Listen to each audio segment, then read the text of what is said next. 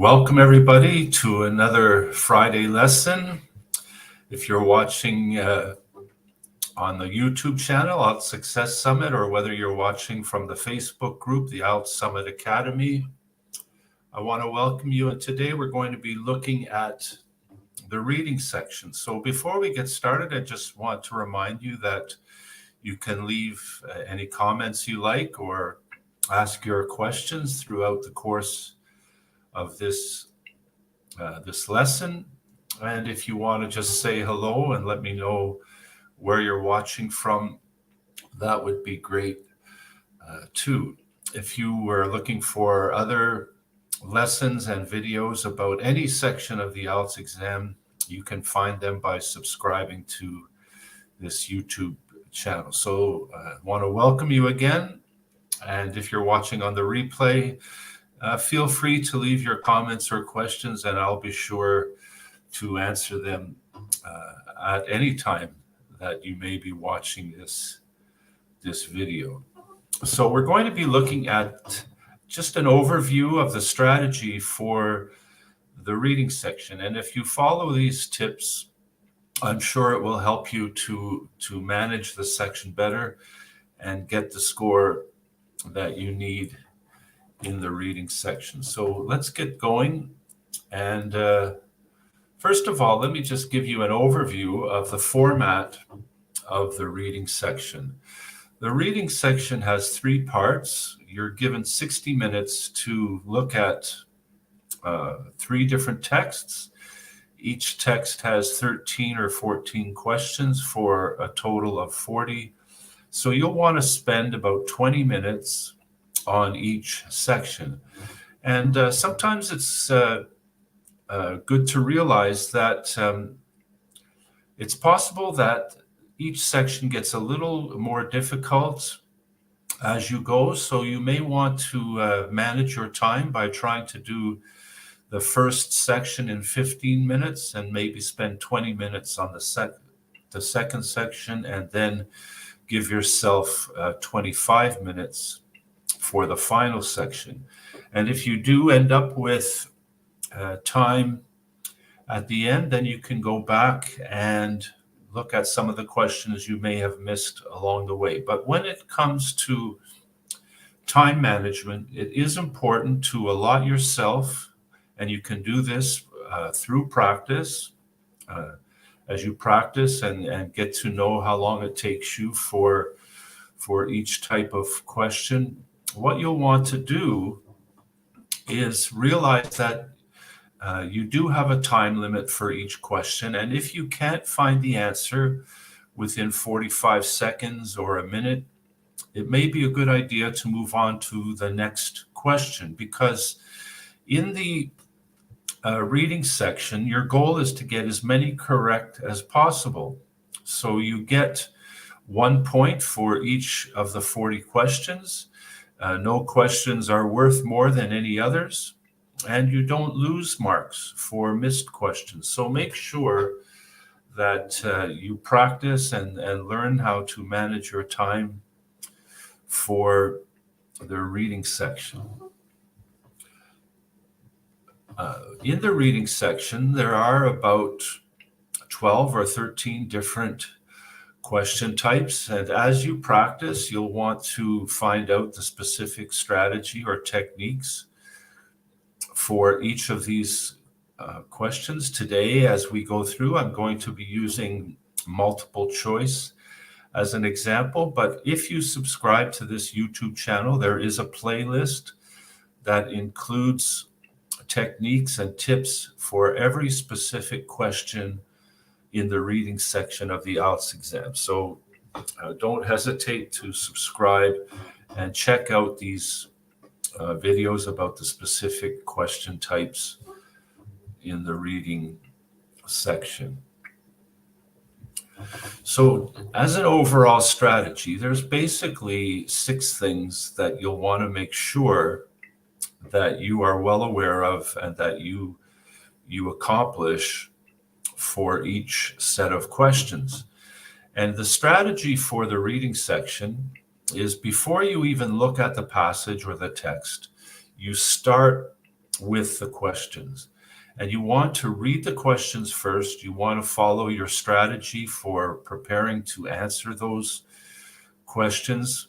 And the reason for this is once you've gone through the first set of questions for a reading passage and you've taken a good look, you'll already have a good idea of what the passage is about. So that when you do end up going to the passage and the text for the first time, you'll already have an idea of what the passage is about, and it won't be totally unfamiliar to you. So you won't have to worry about coming to a strange text for the first time because you will have already looked at the questions. And the one thing to overall to remember about this strategy is you're not seeking to understand the text or understand everything about the text. You don't have to have any prior knowledge of the text. You're simply looking to identify key information and the information that will help you answer the questions. And that's the other reason for starting with the questions first. So let's go through step by step how you can manage this strategy for the reading section. So the first thing you'll want to do is you'll want to start with the questions. And regardless of the type of question, for example, today we're looking at multiple choice, you want to start with the questions and become familiar with the topic through the questions first, and then go and look at the text. The next step that you'll want to take in your strategy is to read the instructions. And reading the instructions is so important because this is where you really make sure that you understand the task that you have to achieve for these set of questions. And I'll just say one thing about task achievement when it comes to the IELTS exam. Whether it's the speaking or listening, the writing or the reading section, task achievement is always 25% of your mark for that section. So this is why it's so important to read the instructions and make sure you understand the task that you have to complete for each section that you're facing.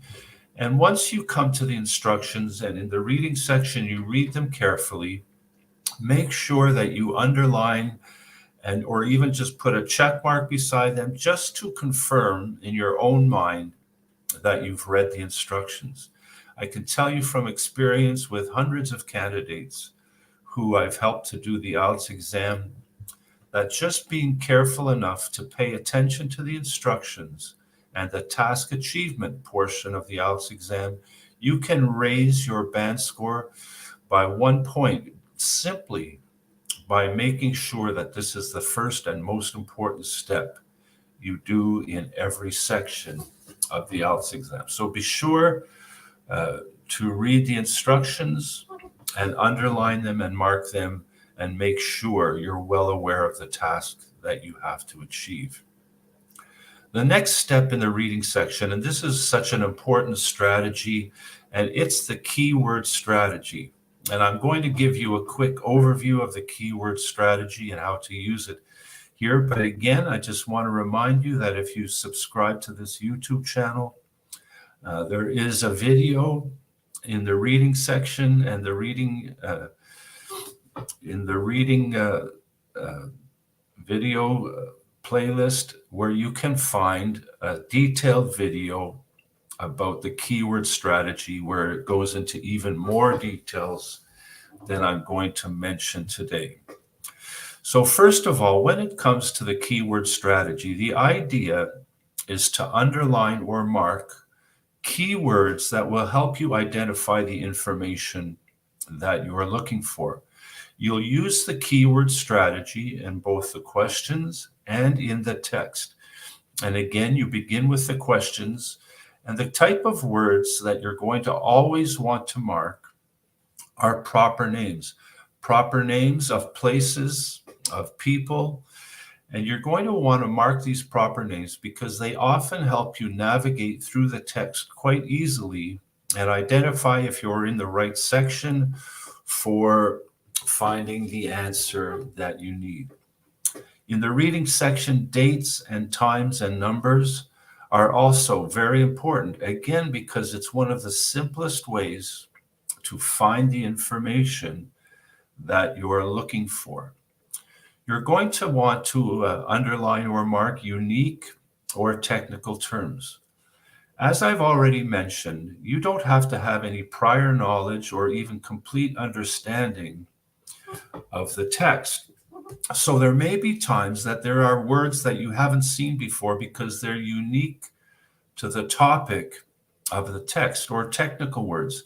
And I should mention too that if there are some words that are very unique or words that are technical terms, quite often a little glossary will be included with the text where they will give you the definition of these words.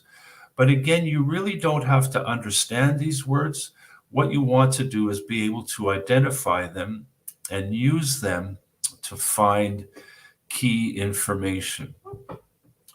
Adjectives and adverbs, comparative adjectives and superlatives are always very important for narrowing down and finding even more specific information, because when an adjective, for example, is attached to a noun, it makes that noun even more specific as it modifies the noun.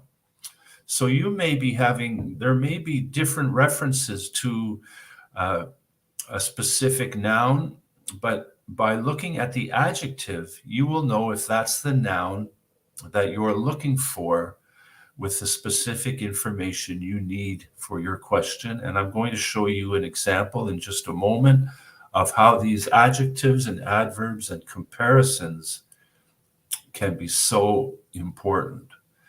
And another thing you want to be aware of is that what's very common in the reading section is the ability to identify synonyms and paraphrases, because you may have a word that's found in the questions, but the word that you're looking for is not found exactly the same way in the text. So it may be a synonym, or there may be a phrase in the questions that's worded in a slightly different way in the reading section. So your ability to identify these synonyms and paraphrases is so important in the reading section. So you always want to be aware of the possibility of words that could be used in a different way between the questions and the text.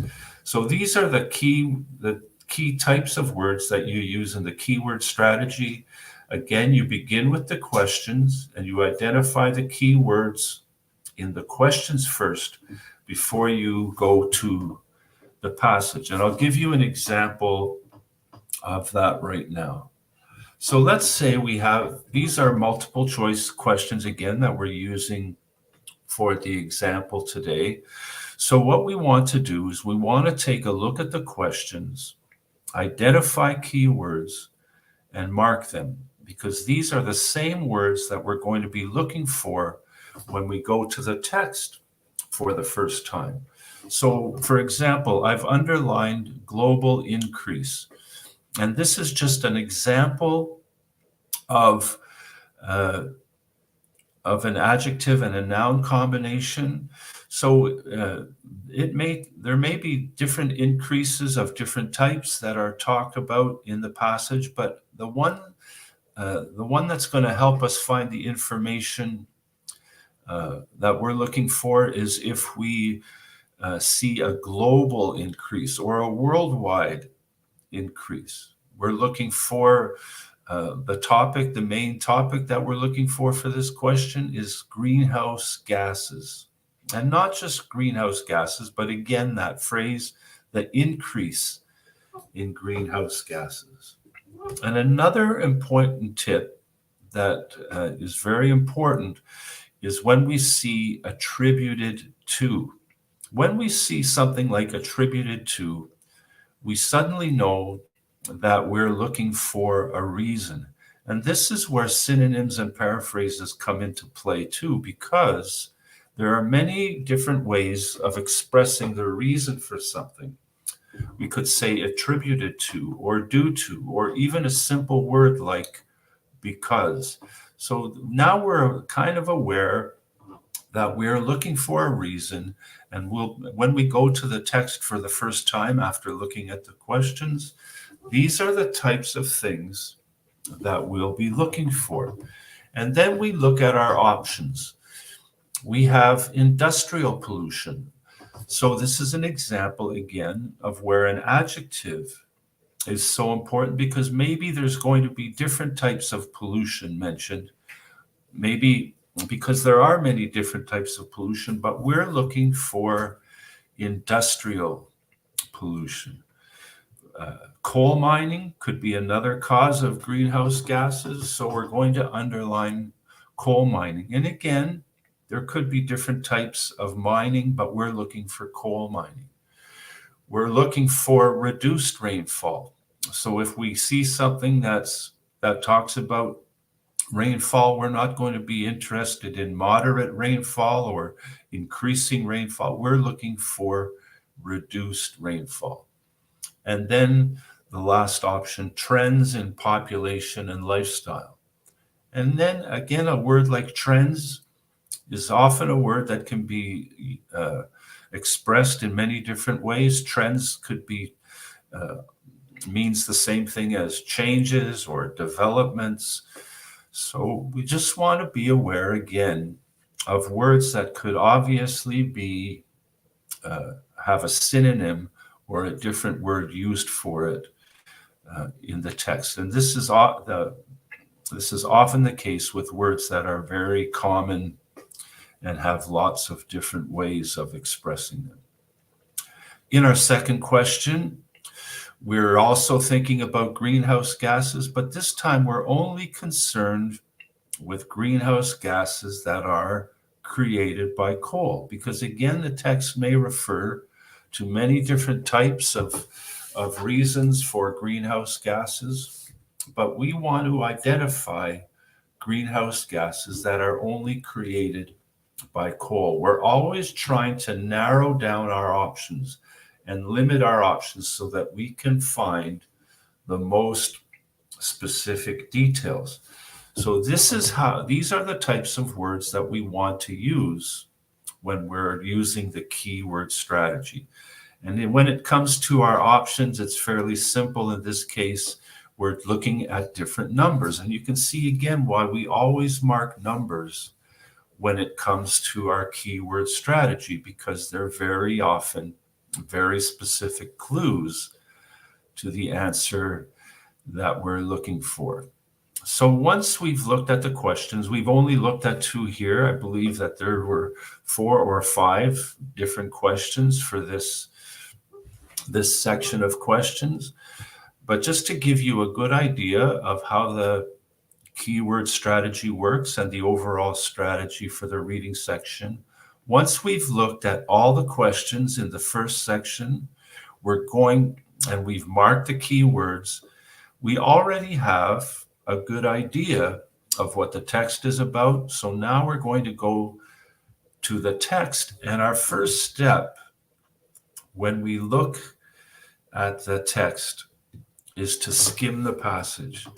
Now, there are 2 ways that we approach the passage in the reading section, and I'm going to explain both of them to you in the next couple of minutes. One is skimming, and the other is scanning. So let me just tell you the difference between skimming and scanning. Skimming is when we go through the passage for the first time. And when we go through the passage for the first time, even though we've only looked at the first set of questions, we are not necessarily looking for specific answers to questions. We're going to take our keyword strategy and we're going to go through the whole passage without stopping. And what we're going to do is we're going to read every word as quickly as possible and mark the key words. Now, remember, when you're reading the text, when you're reading this passage, you're not reading to understand everything. You don't have to have any prior knowledge of the topic. You're just looking for important information. So you're going to look at every word, read every word, and go through the whole passage as quickly as possible so that you only have to do this once. You only want to skim the passage once and mark all the key words. So we've already identified some key words in the questions. So we're definitely going to want to mark the words that we've already marked in the questions. We're also going to want to mark any words that we think that may be synonyms for the words that we've marked in the questions. But when it comes to our keyword strategy, because we've only looked at the first set of questions, we are still going to want to mark every keyword that may be useful for future questions, the ones that we haven't looked at yet, because again, we only want to skim the passage once. You only want to do this process once. It should take 7 to 8 minutes. So take that into consideration when you're practicing and managing how much time you have for each question. And so here, just as an example of the types of words that we're only looking at a portion of the whole text. But I know that in my set of questions, I know that I'm looking for something about greenhouse gases. And so I've marked greenhouse gases. And you remember just a couple of minutes ago, I pointed out to you that in the first line of the first question, we're looking for the reason for greenhouse gases. And the words that were in the question were attributed to. But here I see the words arise from. And arise from is a synonym or a paraphrase of attributed to. So that's why I've marked it. And I'm very happy that I saw it and marked it, because I know that this is going to be the section where I'm going to find the answers to my questions. I remember that when I marked the questions, there were a lot of words about increasing and things that increased or changed or trends. So anytime I see words associated with this, I'm going to mark them in the text. And so we see increasing concentration. In the next line, we see increased population. And we can see that improved living standards. Again, it's an adjective and noun combination. And I also know that this is something that could be a reason. So I'm just, having read the questions first, I know what I'm looking for. I underlined the word changes. It's a synonym because I had underlined the word trends in the questions. And it's changes. What kind of changes? Changes in lifestyle. I have the number 5 billion. I always underline numbers. I have the word United Nations. This is a proper name of a group. So I'm always going to underline and mark proper names. I go to the next line and I have 21st century. I'm always going to mark dates. This is so important in the keyword strategy. I have 8 to 14 billion. It's a number. I'm always going to mark numbers. 90%, the same thing. I see the word increase again, so I'm going to mark it. I see that it's taking place where? In developing nations. And I remember that there was something about nations in the words and the questions that I looked at already. I see the word greenhouse gas emissions again. And then I see something about sustainable balance between population, economic growth, and environment. And I know that this is a paraphrase for a word that it was in the questions, and that word was lifestyle. All these are things that have to do with the lifestyle of people in a country. So you can see that I'm using the same strategy for the text when it comes to keywords as I used for the questions. And I've skimmed the passage, and now I'm ready to start answering questions. And what I want to mention here about skimming the passage, and again, this comes with practice. And so I recommend that you practice every question type when it comes to the reading section. And I'll remind you again that I have a playlist on my YouTube channel with every different type of question for the reading section. So if you want a specific strategy so that you'll have no surprises with any type of question in the reading section on the day of your exam, check out those videos and don't forget to subscribe to this channel. So I've looked at the questions and marked the keywords. I've skimmed the passage and marked the keywords, and now it's time to start answering the questions. And to answer the questions, this is where I'm only scanning the passage.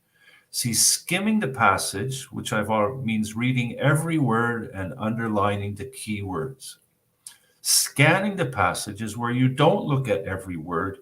You only look at the words that you've marked as being important for answering the questions. So you don't want to go and read through every word again. That would be a waste of time. If you want to make sure you do that important task and do a good job on skimming the passage. And then when it comes to answering the question, you're only looking at information that you've already marked as important. So we're just going to quickly look at how to find the answer to this question. So remember what we marked in the question: global increase, greenhouse gases, and the reason attributed to. And we have four options. Was it because of industrial pollution, because of coal mining, reduced rainfall, or trends in population and lifestyle? So because I've marked greenhouse gases, and I know that I'm looking for that increasing concentration, as we can see in the first line, I know I'm in the right area to find the answer to this question. And now I'm just looking for the reason. Well, I don't see anything to do with industrial pollution. I don't see anything in this part of the passage that has to do with coal mining. I don't see anything that really has to do with reduced rainfall. So I can actually just eliminate these and quite simply know that question D is the correct answer. And I'll just add another little tip here. If one of the strategies that you can use in the reading section is called the process of elimination.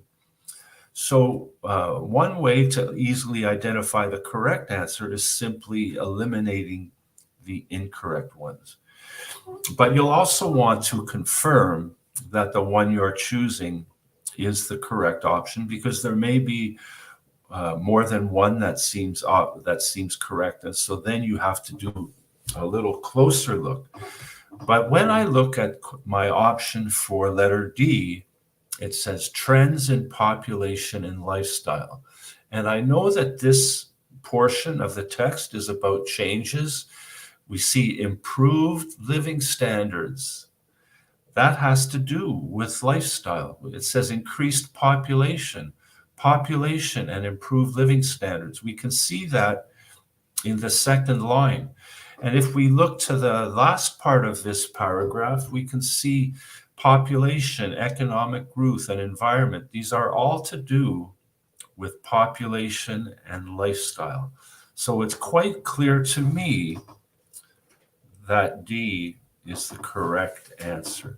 And then I'll move on to the second question.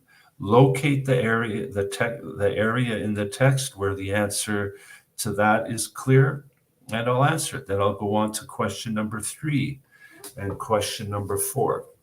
And if you follow this systematic process,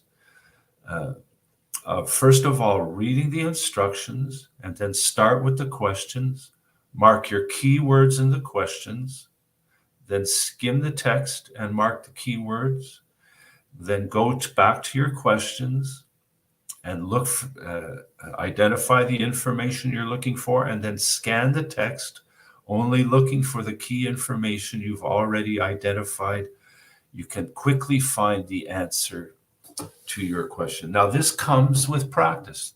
There's no replacing preparation and practice when it comes to the IELTS exam. It's not about studying. You don't have to have knowledge about lots of different topics. You only have to have the ability and the skill to identify key information, and that comes with practice.